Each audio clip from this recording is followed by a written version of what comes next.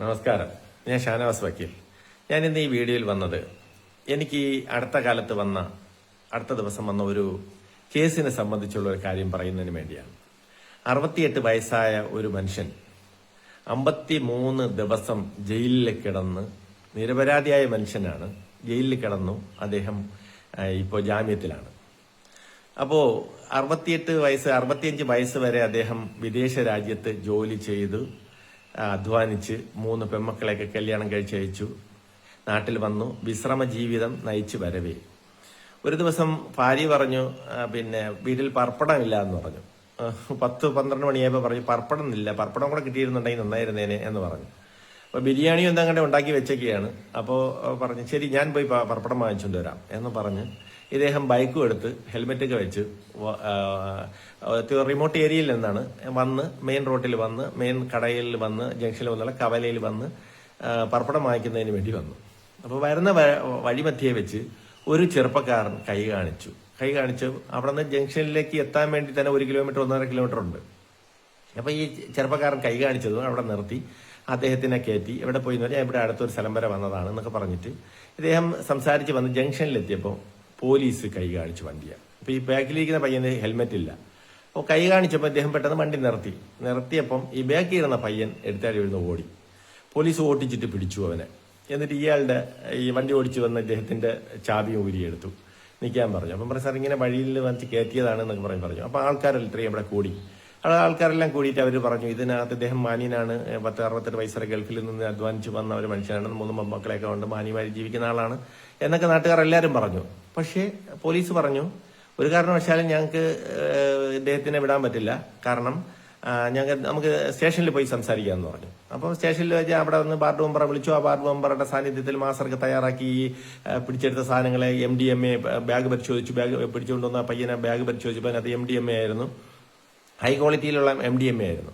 പിടിക്കപ്പെട്ടു. അതിനിടയ്ക്ക് പത്രക്കാർ മറ്റുള്ള ചാനലുകളും എല്ലാം ഓടിയെത്തി അവിടെ വന്ന് ഈ വാർഡ് മെമ്പറുടെ സാന്നിധ്യത്തിൽ മാസ്റ്റർക്ക് തയ്യാറാക്കി നേരെ സ്റ്റേഷനിലേക്ക് കൊണ്ടുവന്ന് ശേഷം പറഞ്ഞു പോലീസിന്റെ അടുത്ത് അവരുടെ ഭാഷ്യം അവരുടെ പറയുന്നതും ശരിയായ ഒരു കാര്യമാണ് അവർ പറയുന്നത്. കാരണം ഈ സാധനം എങ്ങനെ കിട്ടി, ആരുടെയിലാണ് ക്യാരിങ് നടത്തിയത്, ആരുടെ വണ്ടിയിലാണ് വന്നത് എന്നുള്ളത് പ്രധാനപ്പെട്ട ഘടകമാണ്. ആ വണ്ടി കസ്റ്റഡിയിലെടുക്കണം, ആ വണ്ടി ഓടിച്ചിരുന്ന ഡ്രൈവറെ എടുക്കണം. ഇതൊക്കെ ഉണ്ടെങ്കിൽ മാത്രമേ നമുക്ക് ഈ കേസ് ഫ്രെയിം ചെയ്തെടുക്കാൻ പറ്റുള്ളൂ. അതല്ലാതെ ഇവനെ മാത്രം അവിടെ നിർത്തി പിടിച്ചു എന്ന് പറഞ്ഞിട്ട് കാര്യമില്ല. അപ്പൊ അതിനകത്ത് സെൻസേഷനിലായതാണ്. അതുകൊണ്ട് ഞങ്ങൾക്ക് ഇദ്ദേഹത്തിന് കൂടെ പ്രതികരണത്തെ പറ്റുമെന്ന് നിങ്ങൾ കോടതിയിൽ പറഞ്ഞോ എന്ന് പറഞ്ഞു. കോടതിയിൽ വന്നു. അപ്പോൾ ഞാൻ അദ്ദേഹത്തിനോട് പറഞ്ഞു നിങ്ങൾ 19 ദിവസം നിങ്ങൾ കിടക്കേണ്ടി വരും. ഇതിനകത്ത് MDMA ആണ്, ഹൈ ക്വാണ്ടിറ്റിയിലുള്ളതാണ്. നിങ്ങൾ കുറ്റം ചെയ്തില്ല എന്നറിയാം, പക്ഷേ നിങ്ങളാണ് ഇതിനകത്ത് കൊണ്ടുവന്നിരിക്കുന്നത്. ഈ സാധനം ക്യാരിങ് ചെയ്തിരിക്കുന്നത് നിങ്ങളാണ്, നിങ്ങളെ വണ്ടിയിലാണ് കൊണ്ടുവന്നിരിക്കുന്നതെന്ന് പറഞ്ഞു. അപ്പോൾ ഉടനെ അദ്ദേഹം പറഞ്ഞ് ശരി കാര്യങ്ങൾ പറഞ്ഞ് മനസ്സിലാക്കി. അവരുടെ വീട്ടിലും എല്ലാവരും വന്നു. അതായത് പർപ്പടം വാങ്ങിക്കാൻ വേണ്ടി വന്ന, ബിരിയാണി ഉണ്ടാക്കി വെച്ചിട്ട് പർപ്പടം വാങ്ങിക്കാൻ വേണ്ടി വന്ന ആൾ പോലീസ് സ്റ്റേഷനിൽ നിൽക്കുകയാണ്. 2:30 മണിയായിട്ടും വീട്ടിൽ നിന്ന് വിളിച്ചിട്ട് ഫോൺ എടുക്കാൻ സമ്മതിക്കും. പോലീസ് ഫോണെല്ലാം മാറ്റിവെച്ചു നിൽക്കുകയാണ്. ഒടുവിൽ അവര് പറഞ്ഞു വീട്ടിൽ അറിയിക്കാൻ പറഞ്ഞു. അവരെ വീട്ടിൽ അറിയിക്കണമെന്ന് പറഞ്ഞു. അവരെ വീട്ടിൽ അറിയിച്ചു. മക്കളും എല്ലാവരും കൂടെയൊക്കെ ഓടി അവിടെ ചെന്നു. അപ്പോൾ സംഭവം ജയിലിൽ കോടതിയിലേക്ക് കൊണ്ടുപോവുകയാണ്. കോടതിയിൽ കൊണ്ടുപോയിട്ട് നിങ്ങൾ കോടതിയിൽ പോയി പറഞ്ഞു, ജാമ്യക്കാരൊക്കെ കൊണ്ടുവന്ന് അവിടെ ചെന്ന് പറഞ്ഞു വന്നു. ഞാൻ പറഞ്ഞു ജാമ്യക്കാരൻ ഇപ്പോൾ കൊണ്ടുവരണ്ട, നിങ്ങൾ കേസിന്റെ ഇത് പറഞ്ഞ ശേഷം കൊണ്ടുവന്നാൽ മതി എന്ന് പറഞ്ഞു. ജാമ്യം കിട്ടിയ ശേഷം കൊണ്ടുവന്നാൽ മതി എന്ന് പറഞ്ഞു. അദ്ദേഹം 55 ദിവസം കിടന്നു. സെഷൻസ് കോടതി ജാമ്യം അനുവദിച്ചു. അദ്ദേഹം പുറത്തിറങ്ങി. ഞാൻ പറയാൻ വന്നത് നിരപരാധിയായ ആ 68 വയസ്സുള്ള ഒരു മനുഷ്യൻ, അദ്ദേഹം വിദേശ രാജ്യങ്ങളിൽ പോയി അധ്വാനിച്ച് ജീവിച്ച് നാട്ടിൽ വന്ന് വിശ്രമ ജീവിതം നയിക്കവേ വഴിമധ്യ വെച്ച് ഒരു ചെറുപ്പക്കാരന് ഒരു ലിഫ്റ്റ് കൊടുത്തു എന്ന കാരണം കൊണ്ട് അദ്ദേഹം 55 ദിവസം ജയിലിൽ കിടന്നത് മാത്രമല്ല, പത്രത്തിൽ ഫോട്ടോ വന്നു. അദ്ദേഹത്തിന്റെ കുടുംബജീവിതം മൊത്തവും നാണക്കേടുണ്ടാക്കി. ബന്ധുമിത്രാദികളുടെ ഇടയിൽ 3 പെൺമക്കളുടെ കെട്ടിച്ചയച്ചവരുടെ മുന്നിൽ തലകുനിക്കേണ്ട അവസ്ഥ. ഇതെല്ലാം സംജാതമായത് ഒരു നിമിഷത്തെ അശ്രദ്ധ കൊണ്ടാണ്. ആ ചെറുപ്പക്കാരനെ കയറ്റാതിരുന്നു എങ്കിൽ ഒരു നിമിഷം ചിലപ്പോൾ അപ്പുറത്തോട്ട് ചെല്ലുന്ന സമയത്ത് നമുക്ക് തോന്നും അയാളെ കൂടെ കയറ്റിക്കൊണ്ട് വരാമായിരുന്നു എന്ന് നമുക്ക് തോന്നും. പക്ഷേ ആ നിമിഷം നമ്മൾ കാണിച്ച ഒരു സിമ്പതറ്റിക് മൈൻഡ് ഒരു ജീവിതകാലം മൊത്തവും നമ്മൾ ദുരിതത്തിലേക്ക്, ദുഃഖത്തിലേക്ക്, സമൂഹത്തിന് മുന്നിൽ തലകുനിക്കേണ്ട അവസ്ഥയിലേക്ക് എത്തിച്ചേരുന്ന ഒരു പ്രവണതയാണ് ആ ഒരു നിമിഷം കൊണ്ട് സംഭവിച്ചത്, ആ ചെറുപ്പക്കാരനെ കയറ്റി എന്നതുകൊണ്ട്. ഞാനിവിടെ പറയാൻ ആഗ്രഹിക്കുന്നതും വഴിമധ്യേ വെച്ച് അപരിചിതരെ ഒരു കാരണവശാലും വാഹനത്തിൽ കയറില്ല. 2 വീലർ ആയാലും 4 വീലർ ആയാലും നമ്മൾ കയറ്റരുത്.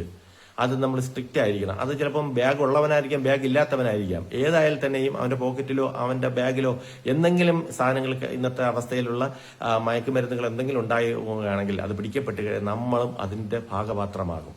നമ്മളും അതിനോടൊപ്പം ഇൻവോൾവഡ് ആണ്, നമ്മളും കോ അക്യൂസ്ഡ് ആണ്. ഒരു കാരണവശാലും വഴിമധ്യേ വെച്ച് പരിചിതരോ അപരിചിതരോ ആരായിരുന്നാലും കൈ കാണിച്ച് നിർത്താതെ പോകുന്നത് ഏറ്റവും നല്ലതാണെന്നാണ് എന്റെ പൊതുവായ ഒരു അഭിപ്രായം. പിന്നെ ബന്ധുമിത്രാദികളോ അല്ലെങ്കിൽ നമുക്കറിയാവുന്ന അത്രയ്ക്ക് അറിയാവുന്ന ആൾക്കാരാണെന്നുണ്ടെങ്കിൽ നമുക്ക് അവർക്ക് ലിഫ്റ്റ് കൊടുക്കുന്നതിൽ യാതൊരു കുഴപ്പവും സംഭവിക്കില്ല. പക്ഷേ അപരിചിതരെ ഒരു കാരണവശാലും നമ്മൾ വണ്ടിയിൽ കയറ്റരുത്. അങ്ങനെ ഒരു സസ്പെക്റ്റഡ് ഏരിയയിൽ വെച്ചത് ഒരാളിനെ കണ്ടാൽ തന്നെ നമ്മൾ അതിനെ ബന്ധപ്പെട്ട പോലീസ് അധികാരികളെയോ സ്ഥലത്തെ വാർഡ് മെമ്പറെയോ അല്ലെങ്കിൽ ഇങ്ങനെ ഒരാൾ ബാഗും തൂക്കി ഇങ്ങനെ നടക്കുന്നു എന്ന് പറഞ്ഞെങ്കിൽ നമ്മൾ അവരുടെ ശ്രദ്ധയിലേക്ക് പെടുത്താൻ ശ്രമിക്കുക, പൊതുജന മധ്യത്തിൽ അത് കൊണ്ടുവരാൻ ശ്രമിക്കുക. ഒരു കാരണവശാലും നമ്മൾ വഴിമധ്യേ അപരിചിതരെ ലിഫ്റ്റ് കൊടുക്കരുത്, കയറ്റിക്കൊണ്ടുവന്ന് സ്ഥലത്ത് ഇറക്കി കൊടുക്കരുത്. അതിന്റെ ഭവിഷ്യത്ത് എന്ന് പറയുന്നത് ഒരു ജന്മം മൊത്തവും നമ്മൾ സമൂഹത്തിന് മുന്നിൽ തല കുനിച്ച് നമ്മളെ ബ്ലാക്ക് സ്പോട്ട് വീണ് നമ്മൾ ജീവിക്കേണ്ട ഒരു അവസ്ഥയിലേക്ക് എത്തിച്ചേരും. അതുകൊണ്ട് ആരും തന്നെ ഇത് മനസ്സിലാക്കി ലിഫ്റ്റ് കൊടുക്കുന്ന ഒരു പ്രവണത നിർത്തി അപരിചിതരെ സഹകരിക്കുന്നതും സഹവർത്തിത്വം നടത്തുന്നതും ഒഴിവാക്കി മുമ്പോട്ട് പോകണമെന്ന് വിനീതമായി അഭ്യർത്ഥിക്കുകയാണ്.